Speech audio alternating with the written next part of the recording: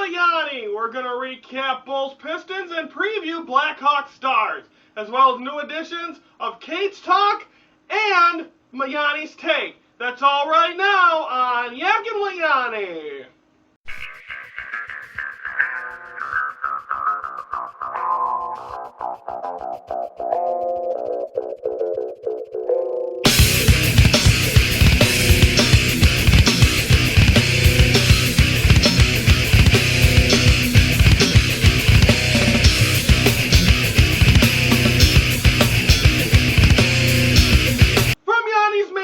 Welcome to this January the 24th edition of Yackin Wit Yoni. I am Ryan Yanishadas.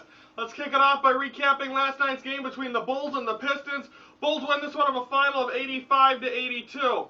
And look at it, first one, Detroit dominance. In the first half, it was all Pistons. It just seemed like they were making their shots. Tayshaun Prince, Greg Monroe, Rodney Stuckey, they were all making their shots, and Will Bynum as well. Everyone was hitting their shots. Their bench was doing good as well, so the first half was dominated by Detroit. Second one is a quote pretty much from Stacey King, Mr. Robinson, because that's exactly what he said. Nate Robinson, what a fourth quarter for him. Able to pump up the crowd. He was getting the crowd going. He was exciting the crowd, and was also making some big threes to get him back in the game. Again, the Bulls were down by 17 at a point in this game. But what a job by him. Then finding Marco with the game winner. He did that in Boston where he was fading away, made the shot. And I think, like Joakim Noah said, the basketball gods were on the side of the Bulls last night as they get a big shot, was fouled, and then they end up winning. They win the game 85-82. I think when you're facing the Pistons, you should win it in a blowout. It was a tough game to watch. What a comeback! They do get the win nonetheless. It wasn't a clean win, but they do win it overall, 85-82. We'll preview their game tomorrow for over the weekend. Okay. Yeah, we're all botched up here. Katie brings it better than ever. She dips into the entertainment and gives us some of the stories going on. That's every Monday on Yackin Wit Yoni. Okay, now let's talk the newest edition of Cage Talk. Let's recap what happened this weekend at UFC on FX. Gabriel Gonzaga defeated Ben Rothwell in a round 2 submission. I picked Rothwell. Dalloway beats Serafin, split decision. And then Vito Belfort beats Michael Bisping, round 2 knockout, which means Belfort's going to get the next shot at Anderson Silva. Anderson Silva was in the crowd for that fight. But nonetheless, that is how that went. Now this weekend, UFC on Fox, live from the United Center in Chicago. Should be big. Let's run through the card. First one of the 3 big fights, Anthony Pettis against Donald Cerrone. I'm going to go with Donald Cerrone. Quentin Rampage Jackson returns. He'll be going up against Glover Teixeira. I'm going to go Quentin Rampage Jackson. And then for the flyweight title, Demetrius Johnson against John Dodson. I'm going to say retaining the title, Demetrius Johnson.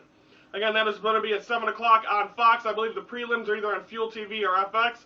Clay Guida is going to be fighting Chicago and Illinois representative, I believe, from Round Lake. So he'll be in the prelims. I believe they're on FX. So check that out. I'll have the recap of that event on next week's Cage Talk, as well as previewing next week's big card. You're going to see, we'll be talking about that next week, but a very good card, triple main event. It'll be fun.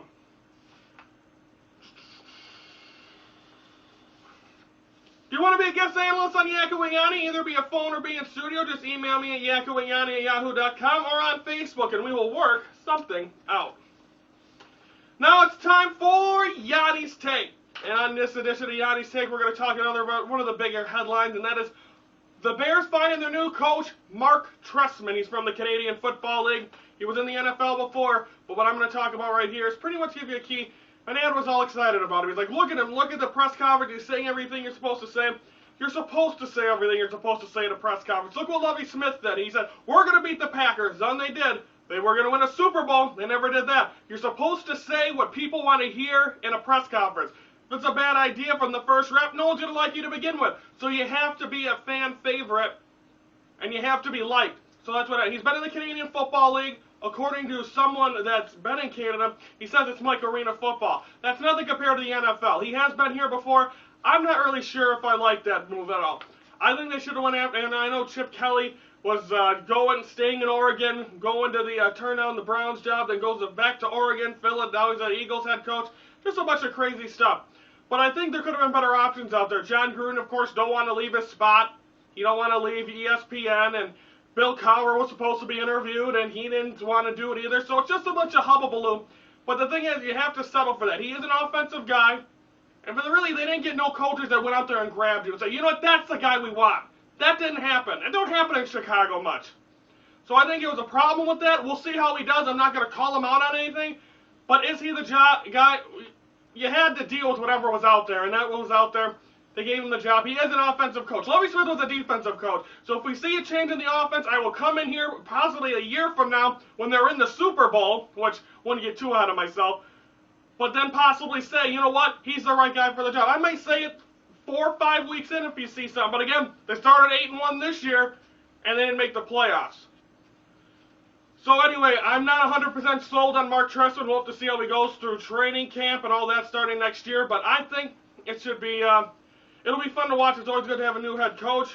But I'm not sure if it's the right deal. And we'll have to again find out. We still got till August, and then we start all up again with football. Should be exciting. So that is my new edition of Yanni's Take on the take of Mark Trestman.